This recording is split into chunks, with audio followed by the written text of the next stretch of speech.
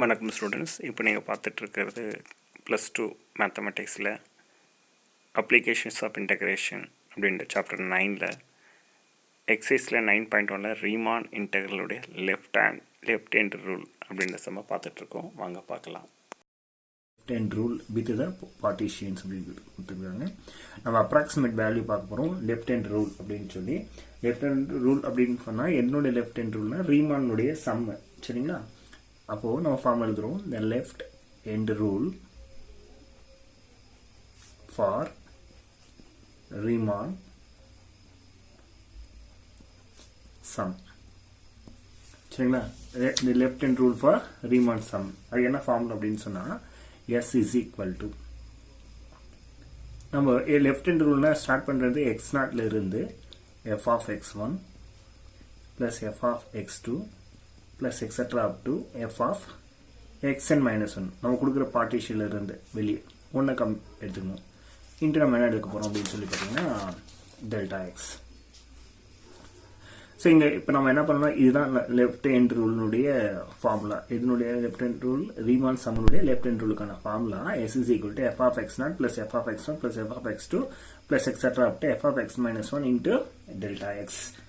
இப்போ இதில் delta X என்ன இதெல்லாம் நம்ம வந்து கொஞ்சம் நம்ம பார்க்க போகிறோம். இப்போ நம்ம ஃபர்ஸ்ட் டெல்டா எக்ஸ் அப்படின்னா என்ன அப்படின்னு சொல்லி பார்த்தீங்கன்னா b minus a divided by n அப்படின்னு நம்ம பார்க்க போகிறோம். இப்போது b அப்படின்னா என்ன, ஏன்னா என்னன்னா நம்ம கொடுத்துக்கூடிய சம்ம integral over a to b f of x dx அப்படின்னு தான் நம்ம ஃப்ரேம் பண்ண போகிறோம். அப்போ லோயர் லிமிட் என்ன இருக்கோ அதுதான் a, அப்பர் லிமிட் எது இருக்கோ அதுதான் நம்ம என்ன சொல்கிறோம் b அப்படின்னு சொல்லி. அப்போது கொடுத்துருக்கக்கூடிய சம்மில் அப்படின்னு பார்த்தீங்க அப்படின்னு சொன்னால் எனக்கு இங்கே என்ன இருக்குது, இதுதான் a. அப்போ இங்கே என்ன சைடு ஒர்க் அப்படின்னு சொன்னால் a is equal to 1, b is equal to 1.5 அப்படின்னு எடுத்துக்க போகிறேன்.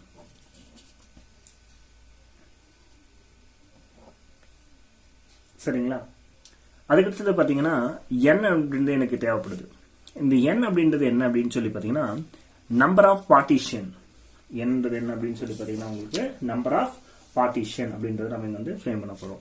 ஸோ இங்கே எத்தனை பார்ட்டிஷன் இருக்குது அப்படின்னு சொல்லி பார்த்தீங்கன்னா 1.1, 1.2, 1.3, 1.4, 1.5. ஸோ 1.1 தொடங்கி 1.5 இருக்குது அப்படின்றதுனால n is equal to என்ன ஆயிடுச்சு 5. அப்போ நான் இங்கே டெல்டா எக்ஸை கண்டுபிடிக்க போகிறேன். ஸோ டெல்டா எக்ஸை formula b minus a divided by n இல்லைங்களா?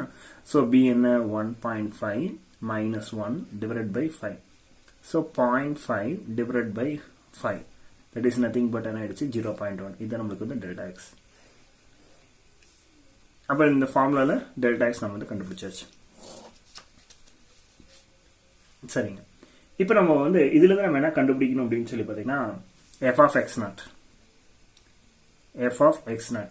அப்போ f of x0 எது அப்படின்றத நம்ம கண்டுபிடிக்கணும். இங்கே a என்ன சொல்லுவீங்களா, x0 தான் நமக்கு a ஆக்சுவலாக. சரிங்களா? xன்றத b. அப்போ x0 அப்படின்னு சொல்லி பார்த்தீங்கன்னா வேல்யூ என்னன்னா 1. சரிங்களா? ஸோ f of x0 அப்படின்னு சொல்லி பார்த்தீங்கன்னா f of 1. f of 1னா நம்ம f of xல போய் நம்ம சப்ஸ்டிட் பண்ணணும். நம்ம f of x இங்கே என்ன அப்படின்னு சொல்லி பார்த்தீங்கன்னா இங்கே f of x அப்படின்னு சொல்லி பார்த்தீங்கன்னா வெறும் x மட்டும்தான் நம்மளுக்கு கொஸ்டின்ல இருக்கு இல்லைங்களா? அதனால f of x is equal to நம்மளுக்கு வந்து x. இதுதான் நம்மளுக்கு தேவையான f of x. ஸோ அப்போ நம்ம f of x என்ன சொல்லியாச்சு அப்படின்னு சொன்னால் x. ஸோ அப்போ xன்றதுனால வேணா பண்ணிக்கிறோம், ஜஸ்ட் அப்படி நம்ம வந்து எழுதிக்கிறோம். ஸோ 1. அதுக்கடுத்து f of x1 அப்படின்றது பார்க்குறோம். f of x1 அப்படின்னு சொன்னால் நம்மளுக்கு அதுக்கடுத்தது எங்கே ஆரம்பிக்கிறோம் அப்படின்னு சொல்லி பார்த்தீங்கன்னா இந்த பார்ட்டிஷன் வந்து ஸ்டார்ட் பண்ண போகிறோம். First partition. சரிங்களா? ஸோ இதுதான் நம்மளுக்கு வந்து x1, இது வந்து x2, இது வந்து x3, இது வந்து x/4, இது வந்து x/5. ஸோ முன்னாடி இருக்கிறது நமக்கு வந்து x0, இங்கே இருக்கிறது வந்து x/6. x/6 நம்ம என்ன சொல்லிக்கிறோம் b. சரிங்களா? ஸோ அந்த மாதிரி நம்ம வந்து இங்கே பார்ட்டிஷன் வந்து கொண்டு வர போகிறோம். பட் சாரி, இது b. நம்ம இது வந்து எடுத்துக்கிறது இல்லை, ஏன்னா நம்ம n-1 இல்லைங்களா? n-1 அப்படின்னு சொன்னால் n-க்கு எவ்வளவு 5. ஸோ 5 - 1 4. அப்போ நம்ம வந்து 1 2 3 4 அப் டு 4 வரை நம்ம எடுத்துக்க போகிறோம். ஓகே. ஸோ இப்போ f of 1.1 கொடுக்குறோம். ஓகேங்களா? இப்போ f of 1.1 அப்படின்னு சொல்லி பார்த்தீங்கன்னா ஜஸ்ட் 1.1 தான், ஏன்னா f of x is equal to x. இப்போ f of x2 அப்படின்னு எடுக்கிறீங்க. ஸோ f of 1.2, அதனால் அதுவும் 1.2 தான். f of x3, அப்போ f of இது 1.3, ஸோ இதுவும் 1.3 தான்.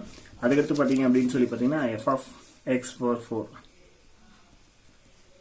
அப்போ f of இது 1.4, that is equal to 1.4. அப்புறம் நம்மளுக்கு கொடுத்த வேல்யூஸ் எல்லாம் ஈஸியாக நம்ம வந்து முடிச்சாச்சு. ரைட்டு. இப்போ நம்ம மறுபடியும் ரீமான் சம்முக்கான ஃபார்முலா நம்ம எழுதுறோம்.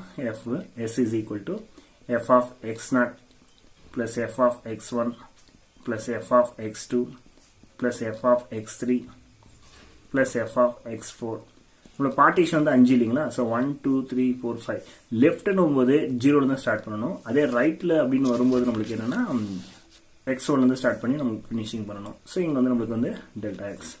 ஸோ என்னோட வேல்யூஸ் எல்லாம் நீங்கள் அப்படியே இங்கே சம் பண்ணிக்கலாம், ஈஸியாக போயிடும் உங்களுக்கு. ஸோ உங்களுக்கு வந்து இங்கே சம் பண்ண என்ன வரும் பாருங்க, 4 + 3 7. ஸோ நம்மளுக்கு இங்கே வந்து 10 ஆயிடுச்சு, 0 ரிமைண்டர் 1 2 3 4 5 6. ஸோ நம்மளுக்கு வந்து ஆன்சர் என்ன ஆயிடுச்சு, 6 வந்துடுச்சு. அப்போ இங்கே 6 இன்ட்டு இந்த வேல்யூ டெல்டா எக்ஸ் அப்படின்னு பார்த்தீங்கன்னா 0.1.